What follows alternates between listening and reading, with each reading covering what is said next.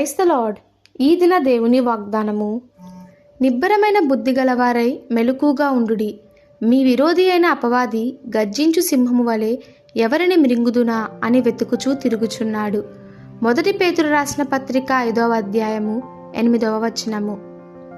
అవసరతకు మించినది సాతానుకు ఆటస్థలము. ఏదైనా అవసరతకు మించి మన యొద్ద ఉన్నప్పుడు మనము సమతులత లేని వారంగా ఉంటాము. దేవుని వాక్యానుసారముగా మనం ఆలోచించినప్పుడు మనము సమతుల్యత తప్పిపోయిన వారంగా ఉంటాము. సాతానుకు తలుపు తెరిచినట్లుగా ఉంటాము.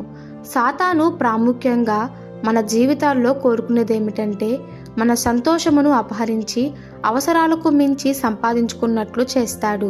మనం వాడుకునే అవసరం లేనంతగా మనకు సంపాదన కలిగితే అట్టి పరిస్థితి మనలను చిక్కులలో ముంచివేస్తుంది. జీవితమును సామాన్యంగా కొనసాగించుకోగోరిన ఎడల అవసరతకు మించి మనము ఏదీ వాడకూడదు. నీకు అవసరము లేని దానిని నరికివేయడానికి ఎంత మాత్రమును భయపడవద్దు.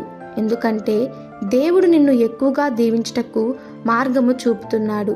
నీ వస్తువులలో నీవు వాడుకోలేని వాటిని అవసరత కలిగిన వారికి పంచిపెట్టుము.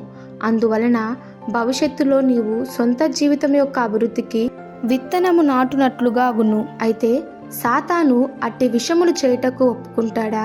విరోధి అయి అపవాదిగా గర్జించు సింహం వలె ఎప్పుడెప్పుడు మనలను మృంగుదునా అని ఎదురు చూస్తుంటాడు.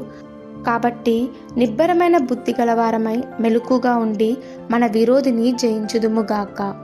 ఈ దిన దేవుని వాగ్దానము మనందరి జీవితంలో నెరవేరలాగున ప్రభు కృప మనకి తోడై ఉండునుగాక.